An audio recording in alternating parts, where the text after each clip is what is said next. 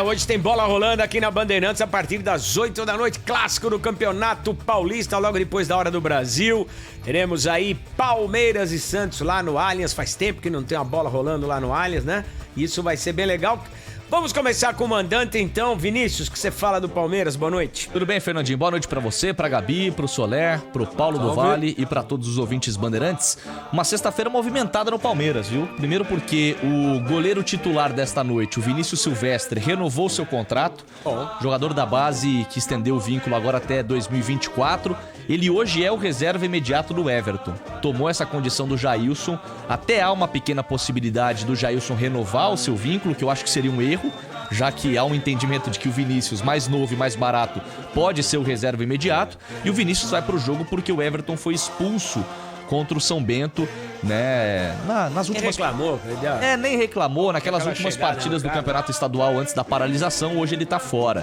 Agora, a gente tem de traçar um provável time do Palmeiras que já teria muitas novidades com baixas de última hora. Por quê? Gabriel Veron se lesionou contra o Defensa e Justiça depois de ficar menos de 20 minutos em campo no estádio Mané Garrincha em Brasília.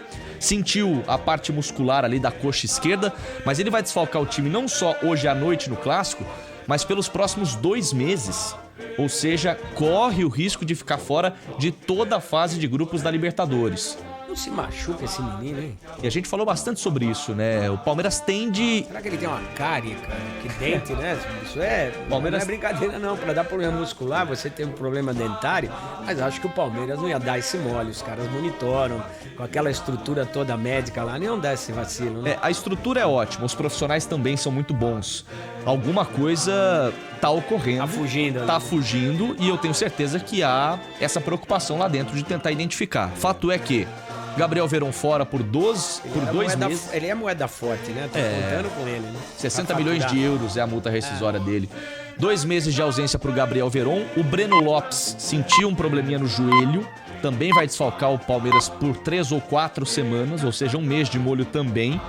O Gabriel Menino tá fora do jogo de hoje por conta de uma sobrecarga muscular.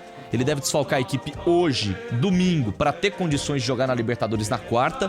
Agora, quem tá fora da estreia do Verdão na competição continental é o Veiga, que teve um probleminha também nesse último jogo. Ou seja, muitas baixas do Verdão no time principal. E são baixas que chamam a atenção, musculares, sobrecarga. Será que a turma do Portuga tá exagerando na dose? Esse negócio de treinar no dia do jogo, de manhã? Não que isso seja o responsável, mas o tipo de lesão começa a suscitar aí uma avaliação do que está sendo feito, né? Até onde eu sei, né, pela apuração que eu faço com constância, conversando com pessoas de dentro do clube, essas atividades no dia das partidas, elas não são intensas, elas não são físicas, elas não são demoradas e muitas vezes elas nem têm bola.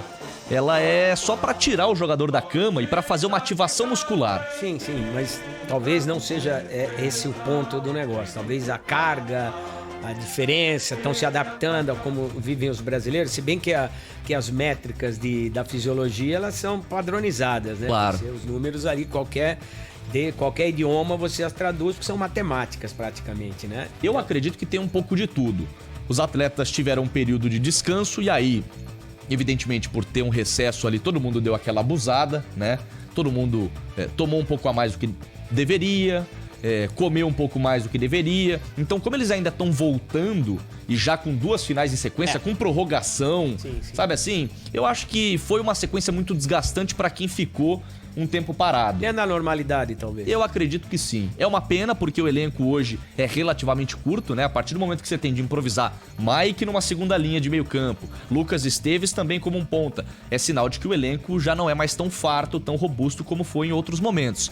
E aí, por esse desgaste intenso de 2 finais, com prorrogação, com aspecto psicológico envolvido também, a gente sabe que tem relação. 2 frustrações grandes. Exato. E aí acho que a gente mata essa charada do porquê dessas lesões. Por isso, dá pra gente imaginar um Palmeiras entrando em campo hoje no Allianz Parque para jogar contra o São Paulo, com Vinícius Silvestre no gol, Mike na lateral direita, Alain Pereur e Kusevich na zaga, com o Vitor Luiz jogando na lateral esquerda. A defesa todinha não é a titular, né? Toda a reserva. O meio-campo pode ter o Felipe Melo de última hora, já que o Gabriel Menino, que poderia jogar, tá fora. Então o Felipe Melo, que entrou nos minutos finais, contra o Defensa e Justiça pode jogar. Acho possível que o Danilo Barbosa faça a sua estreia, ele que veio do Nice por empréstimo, já trabalhou com o Abel Ferreira no Braga em Portugal, e aí outros 2 jogadores para completar o setor de meio campo, Zé Rafael e Scarpa, com uma dupla de ataque, possivelmente sendo formada pelo William Bigode e o Luiz Adriano. Do São Paulo, o que você conta, Paulo do Vale? Boa noite. Pra gente ter as informações para depois a gente fazer uma resenha sobre esse jogo de bola. Vamos lá, Fernandinho, um abraço pra você, pro Solé, pra Gabi, pro Vini também. Daqui a pouco estaremos juntos aí neste super clássico, 10 horas da noite. E o São Paulo, diferente do Palmeiras, um pouco mais embalado e também até descansado, por incrível que pareça. Porque o São Paulo, desde o último final de semana, né, vem numa sequência de dia sim, dia não com jogos. E são 3 vitórias, né, nessa sequência, importante. São Paulo 100% desde o retorno aí do Campeonato Paulista. Mas o Crespo, na quarta-feira, conseguiu colocar uma equipe inteiramente reserva, né? Com atletas oriundos da base, até o Thiago Perry foi titular no lugar do Thiago Volpe. Então hoje, o retorno da equipe titular visando também o jogo de terça. Então hoje acaba sendo um bom teste, né? Para a estreia da Libertadores na terça-feira contra a equipe do Sporting Cristal. Então o retorno da equipe titular.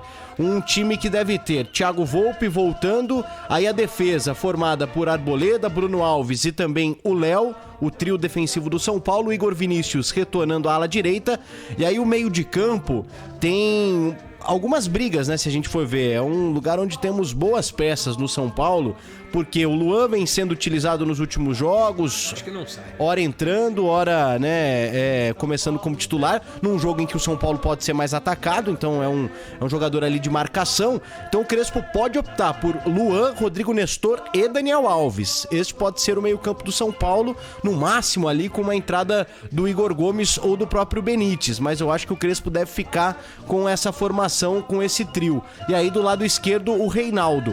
No ataque, Luciano liberado, treinou normalmente, será o titular do São Paulo, e a dúvida é se ele forma uma dupla inédita com o Éder, que pode ser o titular, pelo menos essa é a intenção do Crespo. Eu trouxe até na quarta-feira, né, que o Éder não seria o titular contra o Guarani por conta disso, ou o Pablo. A tendência é mais uma dupla inédita com o Éder e Luciano. Acho que essa vai ser a dupla titular do São Paulo daqui pra frente, no ataque, né? Exatamente, é a tendência. São jogadores que podem se complementar, né? Sim. Não, e chegou bem o Éder, né? Tá tranquilo. Sim, a parte física. Moral, tá com confiança. Gente, quem perder, o que acontece? Se o Palmeiras perder, o que acontece? Se o São Paulo perder, o que acontece?